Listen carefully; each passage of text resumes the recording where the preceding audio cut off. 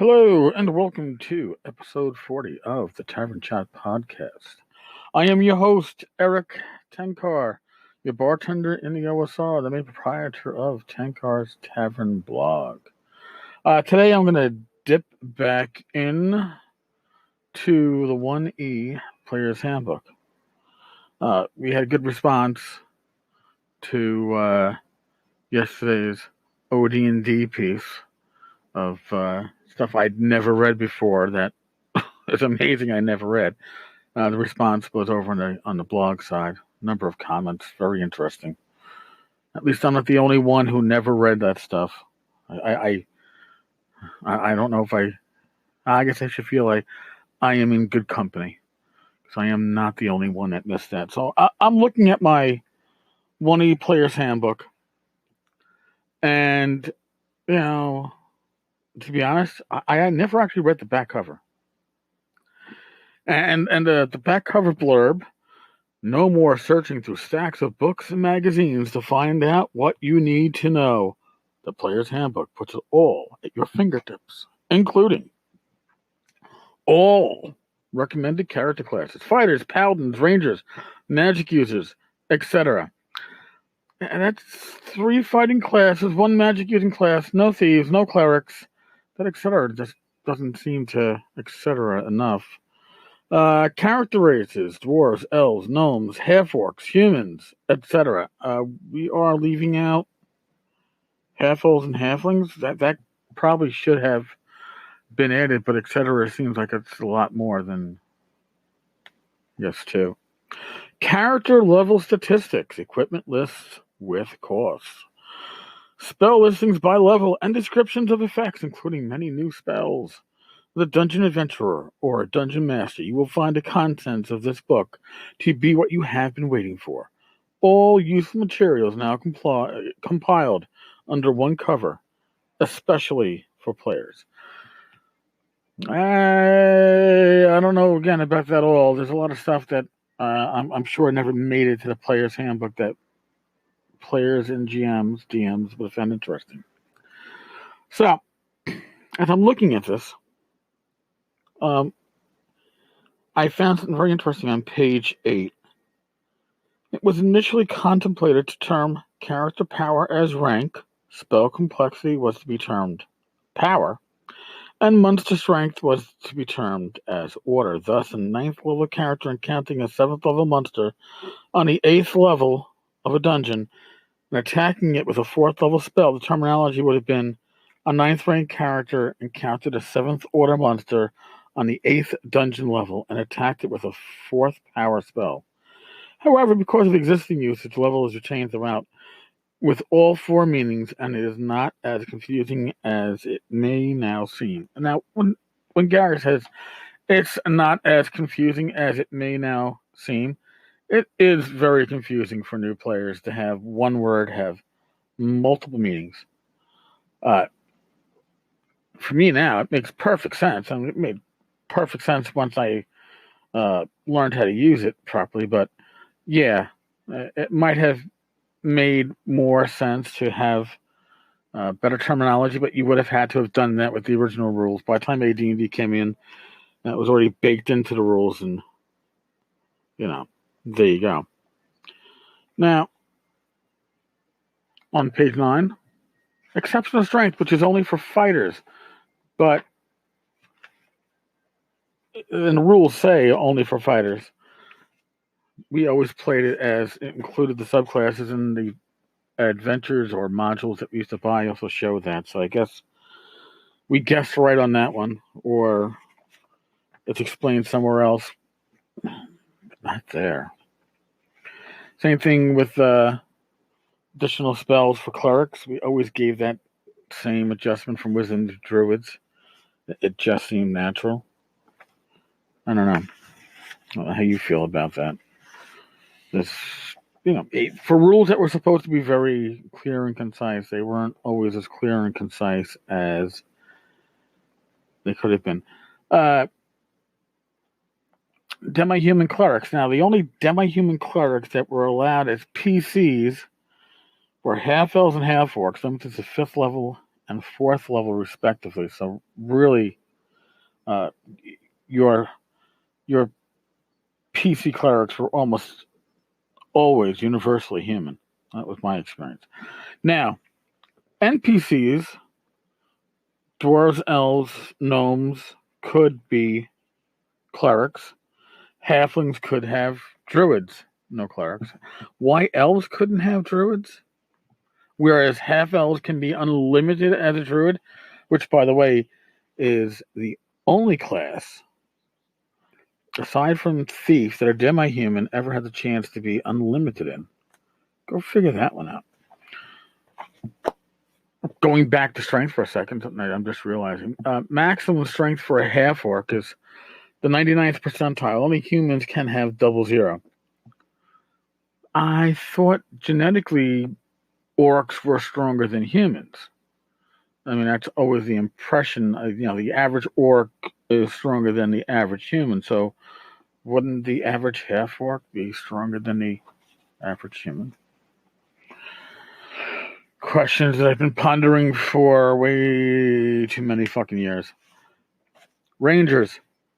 I'm skipping paladins because if you legitimately rolled a 17 for charisma and wanted to put a 17 in your dump stat, you deserve what you got for being a paladin. So we're going to just skip right over paladins. But Rangers. Rangers weren't horribly hard to qualify for. Sure, you needed strong scores, but you didn't need a 17. 13 strength, 13 intelligence, 14 wisdom, 14 con.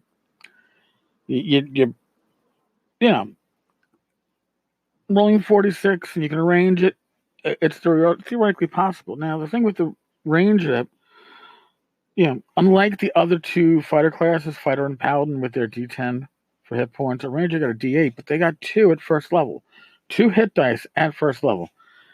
If you played like we did with maximum hit points, even at first level, even a first level ranger had 16 hit points. You pretty much, if you had a ranger in your party, you had what we now call, thanks to massive multiplayer online RPGs, MMOs, the tank. You had a first level tank. You had a character that could take about twice the damage as anybody else in the party, and if they had a constitution bonus, remember that constitution bonus counted twice. Additionally to that, even if a ranger didn't have a bonus of damage from strength, which, when you have to have 4 high scores, you might not be able to put a high one in strength, or high enough one in strength. Giant class creatures, their class enemy, so to speak, they get +1 damage per level. Giant class creatures are bugbears, ettins, giants, gnolls, goblins, hobgoblins, kobolds, little kobolds, giant class, ogres, ogre magi, orcs, and trolls. So the example here is a 5th level ranger will do damage by its weapon type, modified by strength if there's a strength modifier, and then +5 damage because it's a ranger attacking a bugbear, a giant class creature. Rangers were also very hard to surprise. Only surprised 1 in 6, whereas they surprise their opponents half the time. So you're putting the tank, who, by the way, hard to surprise, but there's no armor restrictions in 1E for them. So you could have your plate mail ranger with shield in front of the party, surprising their opponents half the time. It was damn good. They could track, but yeah, useful. Not always useful in the dungeons, but useful. They gained druid spells at 8th level.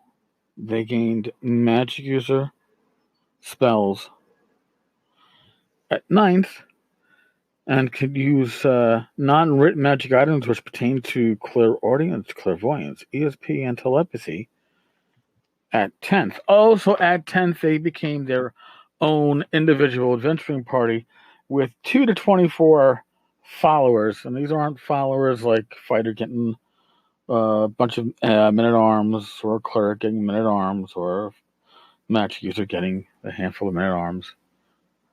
A thief would get, a thieves guild if they established it, but the loyalty of a thieves guild is always a little shaky. But here, you're getting followers that are going to be either pretty much like henchmen, because they're going to have a race or a demi-human race and class, or they're going to be animals. And they are extremely loyal. So yeah, if you're playing a ranger and you get the 10th level, you could solo at will, I guess, with your DM, because you basically had a huge amount of followers that, all right, if they get killed, they're not going to be replaced, but, they're free. Now, they did have some restrictions. They could not hire men-at-arms, servants, or henchmen until they reached 8th level. But again, at 10th level, you're getting your own horde. So do you really need to hire anybody at that point? No more than 3 rangers may ever operate together at any time. I don't know if that's a game balance thing, because like I said, they are extremely powerful, especially at low levels. They can only keep what they can carry. So, if you're a ranger, your bag of holding is pretty much necessary. Although it was pretty much necessary for everybody. Because where were you keeping things in between sessions? If you didn't have a stronghold, you're going to put them in the hotel safe. Come on. Yeah. You were basically carrying most of your belongings anyway.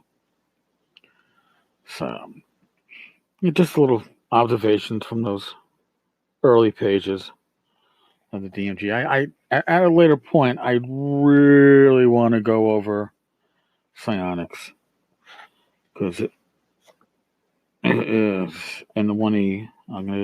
I'm sure somebody will disagree with me, but I consider it a very broken system that does not match up with the rest of the rules. But it's not the first time Gary did that. Wasn't the last time Gary did that. So, all right, folks. That's my ramblings for Monday morning. I think tomorrow, Tuesday, I'm going to do a Kickstarter roundup. I think I'm going to try to do a Kickstarter roundup once a week, so maybe that'll be Tuesdays. All right, folks. Thanks for listening. God bless. Stay safe. Roll those dice well. And thank you for listening. I'll talk with you tomorrow.